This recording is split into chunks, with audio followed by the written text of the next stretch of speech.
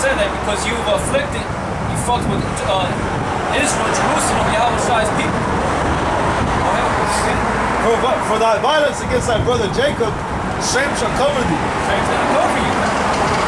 What are we reading in Isaiah 13? It says you're gonna, well, we didn't read it all, but it says in Isaiah 13, it says that you're gonna be, your pomp is gonna be brought down to the ground, and the vows of thy music is gonna be brought low. Basically, you're gonna be ate up by the worms, man. You're gonna be you're gonna just die, man. You're gonna die away. Go ahead. For thy violence against thy brother Jacob, shame shall cover thee, and thou shalt be cut off forever. Shall be cut off forever, man. You're that unprofitable branch, man. You're that nasty ass tear, like the scriptures say in Matthew 13. You're a tear. In the day that thou stoodest on the other side, and the day that the strangers carried away captive his forces, and foreigners entered into his gates, and cast lots upon Jerusalem, even thou wast as one of them. Because Jacob is your brother, man. And you fucking turned your back on your brother. Go ahead. But thou shouldest not have looked on the day of thy brother in the day that he became a stranger. Neither shouldest thou have rejoiced over the children of Judah in the day of their destruction. Neither shouldest thou have spoken proudly in the day of distress. Thou shouldest not have entered into the gate of my people in the day of their calamity. Yea, thou shouldest not have looked on their affliction in the day of their calamity. There's a lot of should-haves you're gonna say in that day when the Most High is in your face. A lot of should-have, I should have not done this. Hey, should-have, would-have, could-have, but it's done. It's fucked up, man. There's no excuses, man.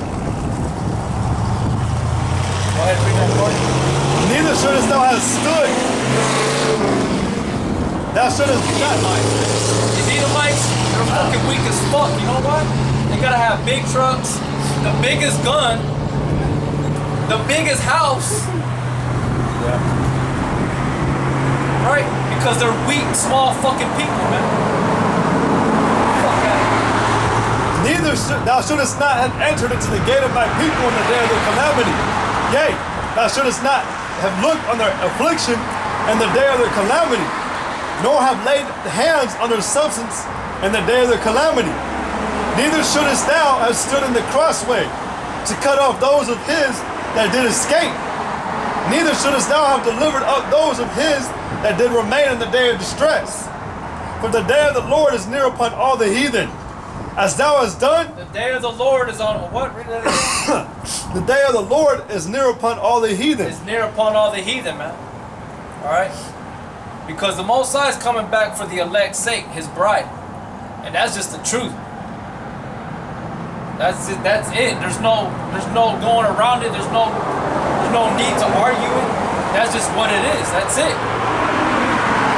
Because of the things that you've done to his people.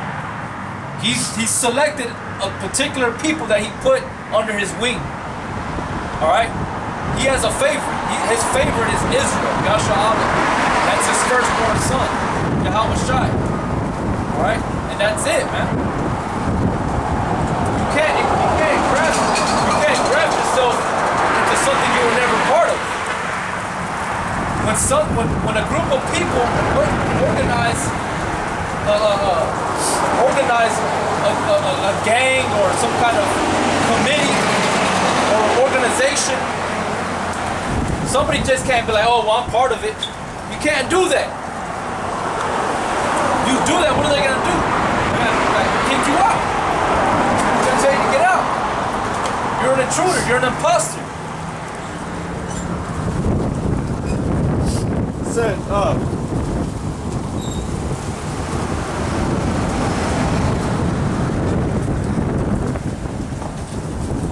that's the book.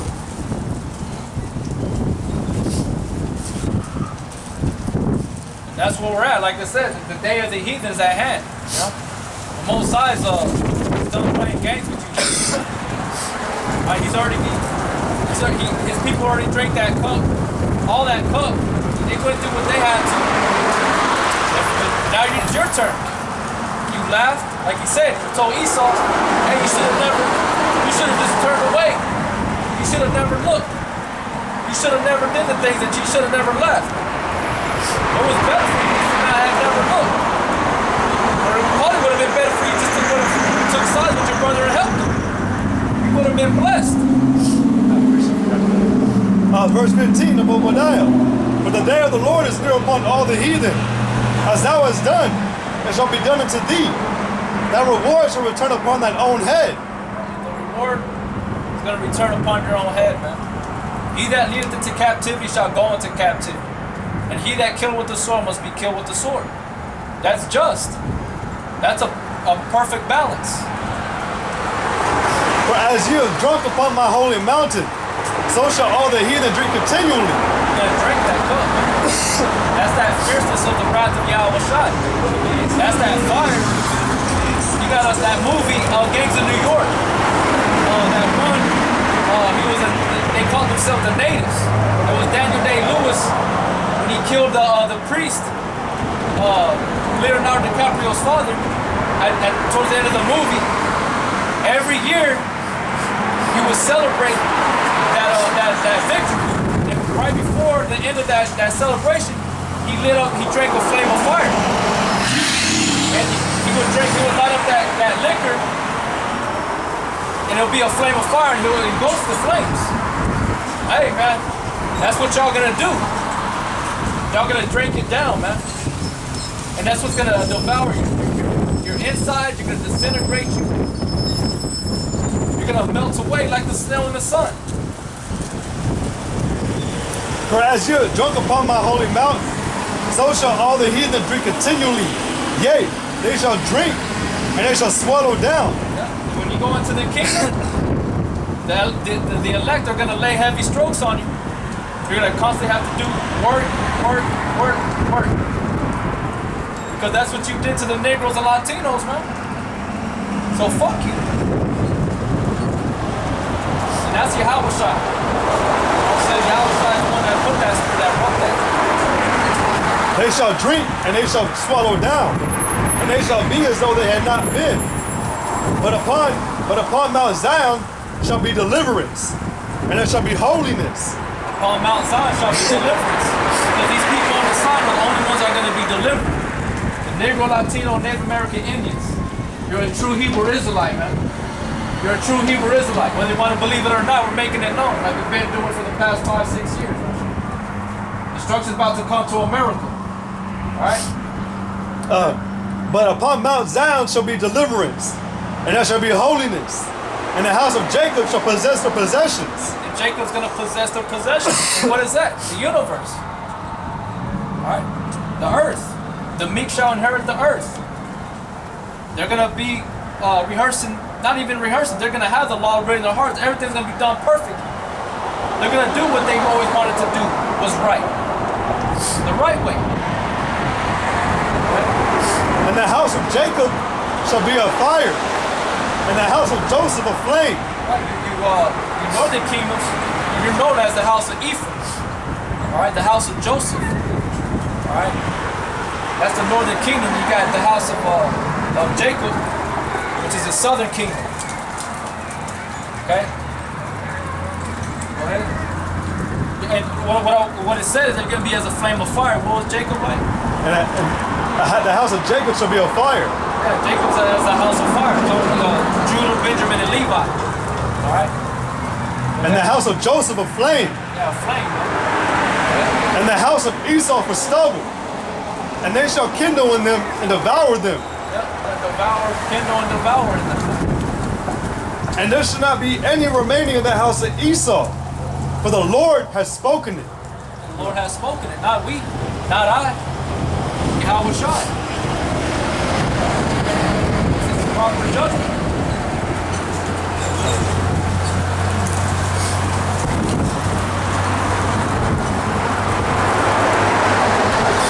This is the book of Amos, chapter 10, verse 9. Thus said the Lord, for 3 transgressions of Tyrus before, I will not turn away the punishment thereof. I believe Tyrus is a capital in Edom. If I'm not mistaken, Slovakia if I'm wrong on that. I will not turn away the punishment thereof, because they delivered up the whole captivity to Edom, and remembered not the brotherly covenant. But I will send a fire on the wall of Tyrus, which shall devour the places thereof. Thus said the Lord, for 3 transgressions of Edom, and for 4, I will not turn away the punishment thereof, because he did pursue his brother with the sword, and did cast off all pity, and his anger did tear perpetually, and he kept his wrath forever.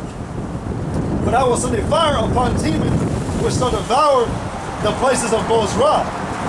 So, Esau shall be stumbled because of everything that he did. There was no reason. Like the brother said, there's a lot of should-haves, should-have not. A lot of should-have nots that you did. The Lord always told you, man, you should have never did what you did, man. I know there's scriptures that say that, like, it is better for a man to assert. There's scriptures, man, that actually do say that there's it was better for a man to do certain types of wickedness than what you did. Just to describe of how great of a wickedness you committed.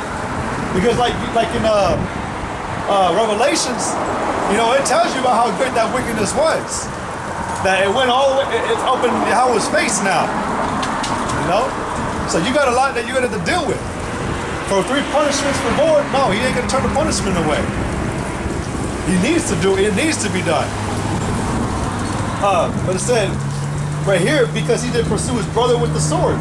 When Jacob was running, when Jacob was being pursued by other enemies, you were there. You can look back in records in history, and documentaries or documents where when like the Ammonites, the Philistines, all these other nations, man, when they were pursuing Jacob, at some point in time, you were there. All right, the so-called white man was there.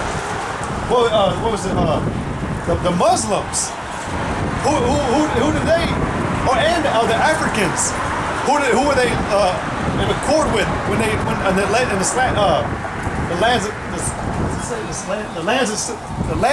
slave trade? They delivered it to Esau.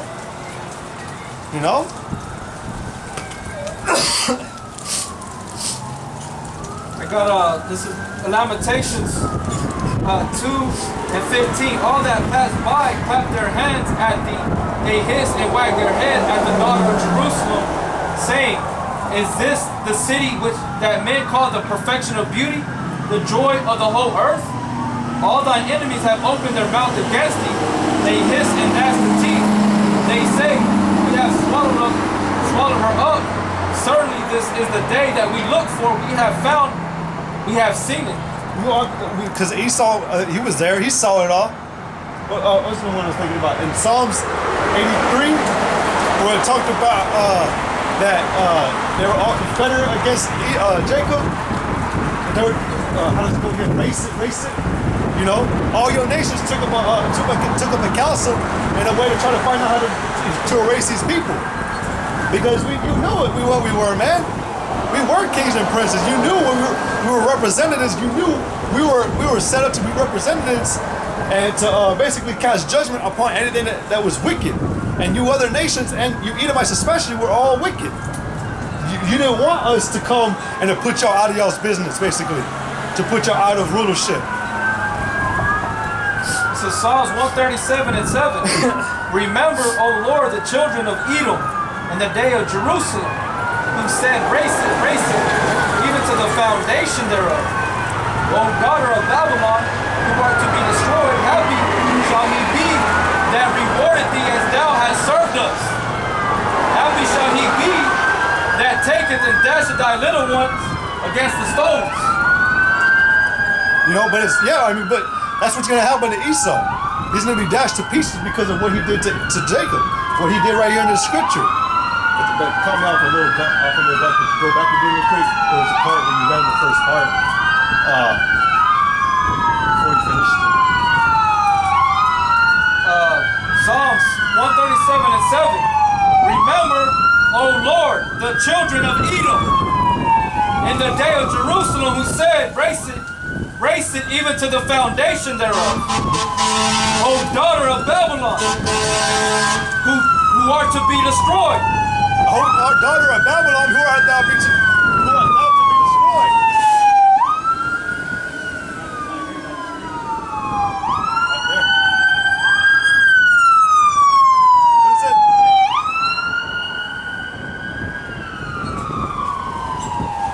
says, happy daughter of Babylon, who art thou to be destroyed. You're going to be destroyed. You are supposed to be destroyed. This is talking about Edom, the way that he's trying to act towards his brother. Esau trying to act towards Jacob, but really it's supposed to be the other way around.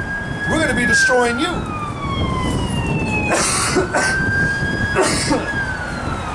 But for all your treacherous dealings again, going back to what the scriptures were saying, you're going to be dealt with. Your kingdom is going to be torn from you, stripped away from you, translated to another people. These people, to be specific. This is Matthew 18 and 6. But whoso shall offend one of these little ones which believe in me, it were better for him that a millstone were hanged about his neck, and that were drowned in the depth of the sea. Woe unto the world because of offenses, for it must needs be that offenses come, but woe to that man by whom the offenses cometh. But woe to that man by whom those offenses cometh, man. Because these people on the side again, man, we got into it we said it last week, man. These people, man, we were special. Our spirits, the spirit of an actual Israelite man was when it was created, it was never like the brother gave that example about that movie. You know in the movie it was called the Host. Those spirits, they were peaceful. They were always at peace. All right, they would have never did what they did they would have never did what Esau did to the earth. And you saw that as an opportunity to take them out because they were peaceful men. We were peaceful people. You thought you could roll over on us and do whatever you wanted to us. But no, you're wrong, man. That's why now we got a power that's backing us up, the elect in particular, that's going to deal with Esau on that day. All right? Like the one in Second Esdras, I didn't read it, but it was the same chapter where it said that thou hast hurt those that were at peace with thee. All right? And that did no harm to thee. You're going to deal with that. This is Zephaniah 3 and 12. I will also leave in the midst of thee an afflicted and poor people, and they shall trust in the name of the Lord. The remnant of Israel shall not do iniquity nor speak lies, neither shall a deceitful tongue be found in their mouth. For they shall feed and lie down, and none shall make them afraid. Sing, O daughter of Zion, shout, O Israel, be glad and rejoice with all the heart, O daughter of Jerusalem.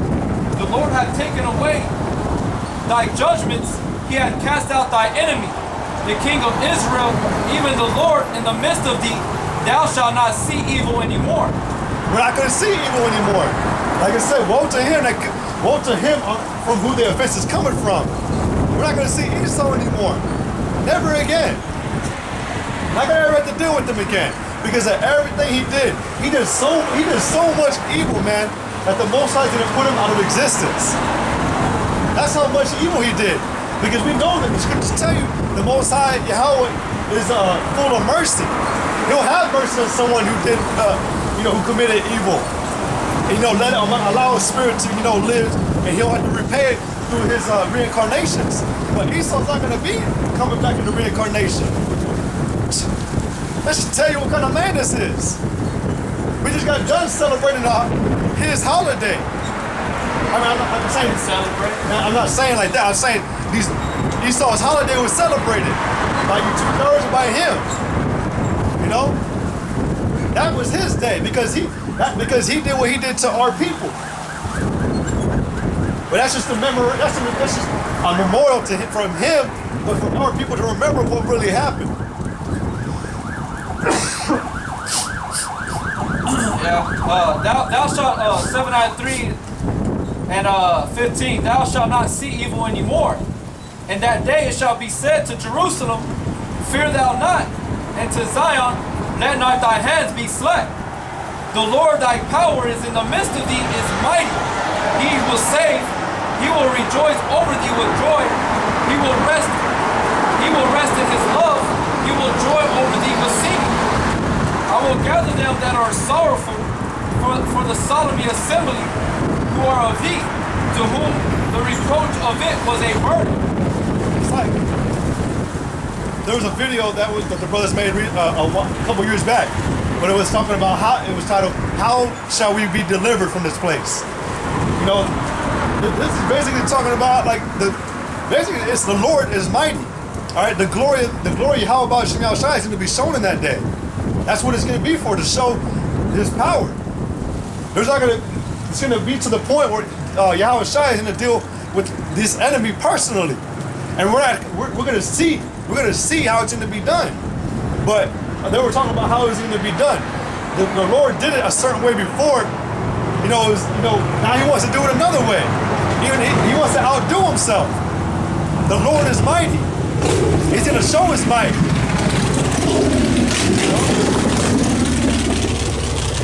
The devils, man, that's all we got. Esau's a devil. He loves to be loud, like the brother was saying. The way that he acts is just it's just what do they call it? A mirage or a facade to hide his weak nature. That's why these Edomites roll up and down with loud ass motorcycles, man.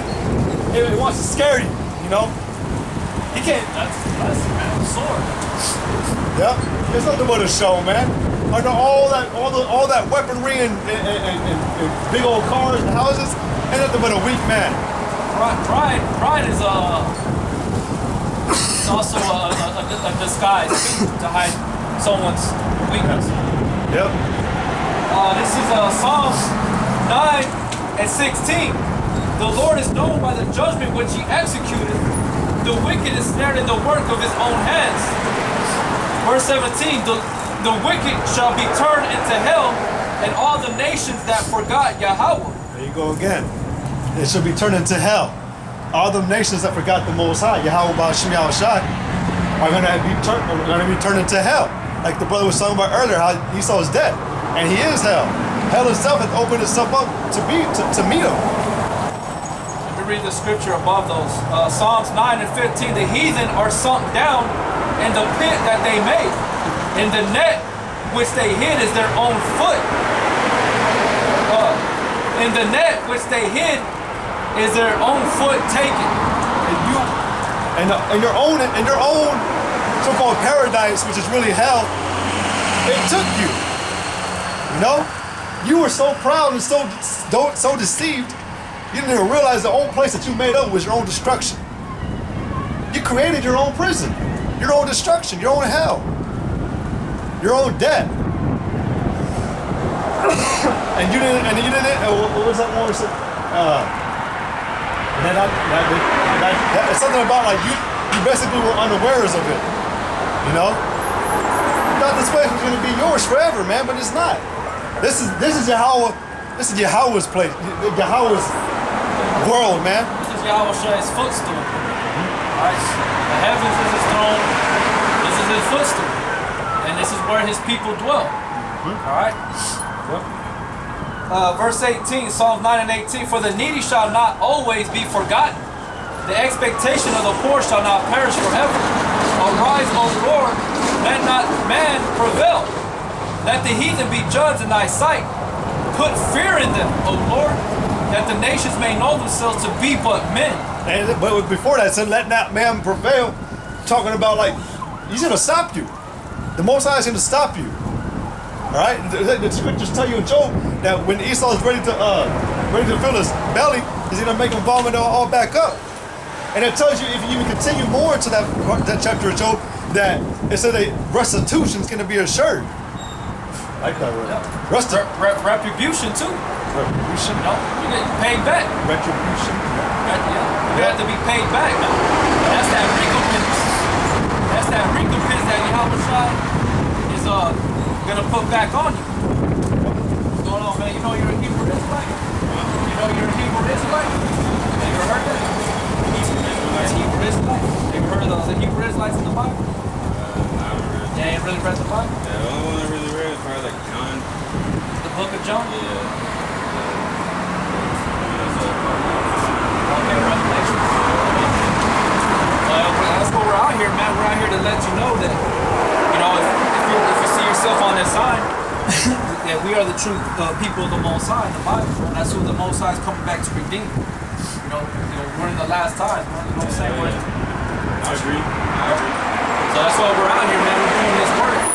prophesying the downfall of America. You know what I'm saying? Just letting you know, man. If you see yourself, you come in one of these tribes, man. It's all based off your father, but also through the spirit. You know? It's a good thing, man, to know that you're one of these people because we've been here living in captivity for so long. I mean, you agree that it's hard here in America? I mean, are you happy? I mean, are you happy? Like, honestly, can you say you're happy in this place? Or do you believe there's something more out there?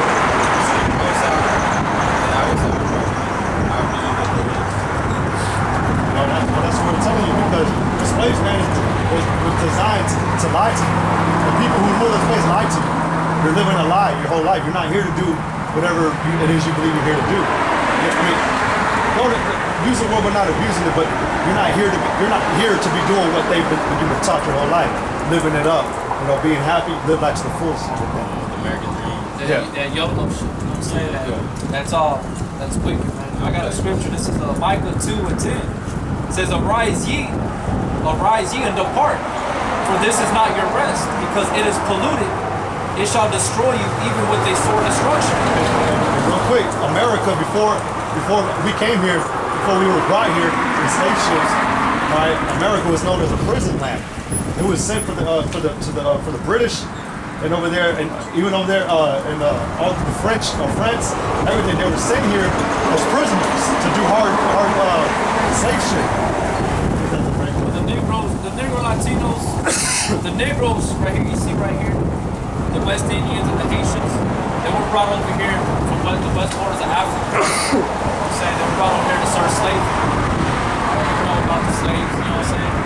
And then the people right here, from Simeon, the Dominicans, all the way down to the Mexicans, they were already over here in this land. Before it was called America, it was known as the Native American religion. The Americas, you know where they get that word America from? Well, they say that the word America because the guy who discovered it. Yeah, no, who drew out the geography of America is named after him. Yeah, his name was actually Amerigo Vespucci. Yeah. And if you know the meaning of that word, America is his name. Amerigo is Latin, but in Spanish is a form of Latin. It's amargo, means bitter.